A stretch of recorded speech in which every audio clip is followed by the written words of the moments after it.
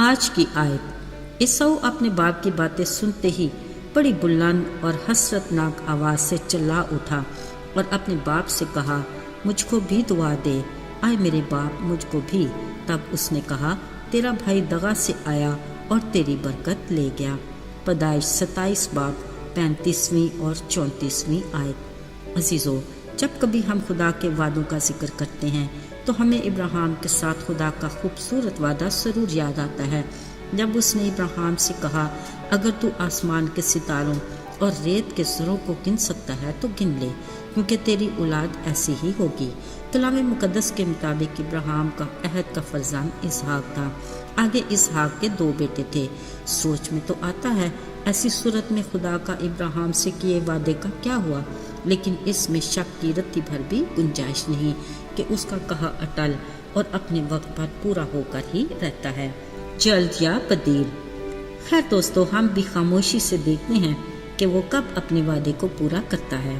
یاد رہے، اسحاق کے دونوں بیٹوں کے پیدا ہونے سے پہلے خدا نے ربکا کے پوچھنے پر اس بات سے بھی اسے آگاہ کیا کہ اس کے پیٹ میں 2 قبیلے پرورش پا رہے ہیں، ایک قبیلہ دوسرے سے زوراور ہوگا اور بڑا چھوٹے کی خدمت کرے گا۔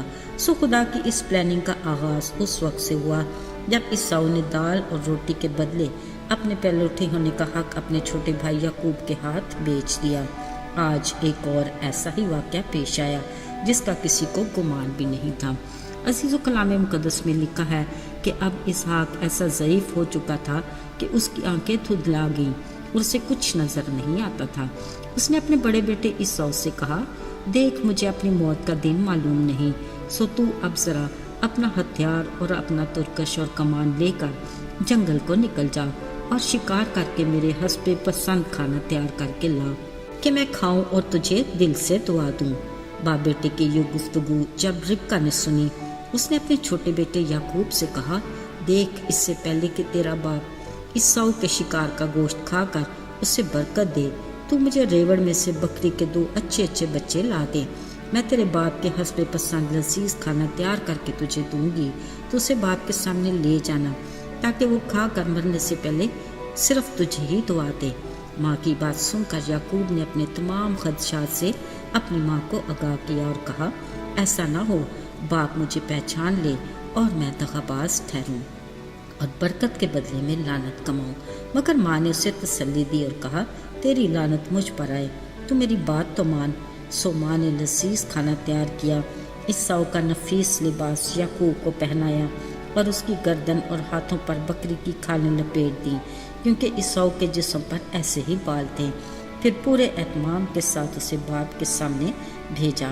یعقوب نے اپنے باپ سے کہا، آئے باپ، میں تیرا بیٹا عیسو تیرے کہنے کے مطابق شکار کا کھانا تیار کر کے لایا ہوں، اٹھ کھا اور مجھے دل سے دعا دے۔ باپ نے حیرانی سے کہا، تجھے اتنی جلدی شکار کیسے مل گیا؟ یعقوب نے جواب دیا، خداوند نے میرا کام بنا دیا۔ باپ نے یعقوب کو قریب کر کے ٹٹولا اور تسلی کی کہ یہ عیسو ہی ہے۔ پھر دوبارہ پوچھا، تو میرا بیٹا عیسو ہی ہے نا؟ اس نے کہا، میں وہی ہوں۔ عزیزو، اسحاق نے کھانا تو کھا لیا مگر دل میں شک کی لہر باقی تھی۔ اس نے پھر کہا، ذرا قریب آ کر مجھے چوم۔ ایسا کرنے سے اس نے اس کے لباس کی خوشبو بھی پالی۔ پھر بڑے اطمینان سے کہا، دیکھو میرے بیٹے کی مہک اس کھیت کی مہک کی مانند ہے جسے خداوند نے برکت دی ہو۔ خدا آسمان کی اوس اور زمین کی فربہی اور بہت سا اناج اور میں تجھے بخشے، قومیں تیری خدمت کریں اور قبیلے تیرے سامنے جھکیں۔ جو تجھ پر لعنت کرے وہ خود لعنتی ہو، اور جو تجھے دعا دے وہ برکت پائے۔ عزیزو، یوں یعقوب نے دھوکے سے اپنے بھائی کے حصے کی برکت بھی لے لی۔ یقیناً یہ یعقوب کے لیے خدا کے پلان کی دوسری کڑی تھی جس کے بارے میں اسحاق بالکل لا علم تھا۔ پھر جب عیسو اپنے شکار کا کھانا تیار کر کے لایا تو اسحاق نے پوچھا، تو کون ہے؟ عیسو نے کہا، تیرا بیٹا عیسو۔ یہ سنتے ہی اسحاق بشدت کانپنے لگا۔ کہا، پھر وہ کون تھا جس کے شکار کا کھانا کھا کر میں نے اسے دعا دی، اور مبارک بھی وہی ہوگا۔ عیسو اپنے باپ کی باتیں سن کر بلند اور حسرت ناک آواز سے چلا اٹھا اور کہا، آئے باپ مجھے بھی دعا دے۔ اب اسحاق کو یقین ہوا کہ یعقوب دغا سے اپنے بھائی کی برکت بھی لے گیا۔ اس نے کہا، دیکھ میں نے اسے تیرا سردار ٹھہرا دیا اور اس کے بھائی اس کے خادم ٹھہرے۔ عزیزو، یہ صورتحال اس قدر دردناک تھی کہ اسحاق کو عیساؤ کو برکت دینا ہی پڑی۔ اس نے اپنے بیٹے عیساؤ سے کہا، دیکھ زرخیز زمین میں تیرا مسکن ہو اور آسمان کی شبنم اس پر پڑے، تیری اوقات بصری تیری تلوار سے ہو اور تو اپنے بھائی کی خدمت کرے۔ جب تو آزاد ہو اپنے بھائی کا جوا اپنی گردن سے اتار پھینکنا۔ عزیزو، یوں اسحاق نے اپنے غم زدہ بیٹے عیساؤ کو بھی تسلی دی، مگر عیساؤ نے اپنی برکت کے سبب سے اپنے چھوٹے بھائی یعقوب سے کینہ رکھا اور ٹھان لیا کہ وہ اسے جان سے مار ڈالے گا۔ اب ان حالات میں انسان کی ناقص عقل اور محدود سوچ تو کچھ بھی فیصلہ کر سکتی ہے، مگر خدا کی حکمت کو کون جان سکا۔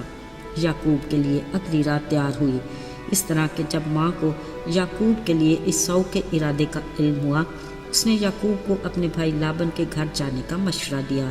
لہٰذا یعقوب اپنے ماموں لابن کے گھر ماں کی رضا اور باپ اسحاق کی اس دعا اور برکت کے ساتھ روانہ ہوا کہ قادر مطلق تجھے برکت بخشے اور تجھ سے قوموں کے جتھے پیدا ہوں اور ابراہیم کی برکت تجھے اور تیری نسل کو ملے۔ عزیز و باپ کی اس دعا کے بعد اندازہ ہوتا ہے کہ یعقوب کے لیے خدا کی پلاننگ کی کڑی سے کڑی ملتی رہی۔ اس بات کا ثبوت تھا کہ جو کچھ ہوا اور جو ہو رہا ہے خدا کی رضا اس میں شامل ہے۔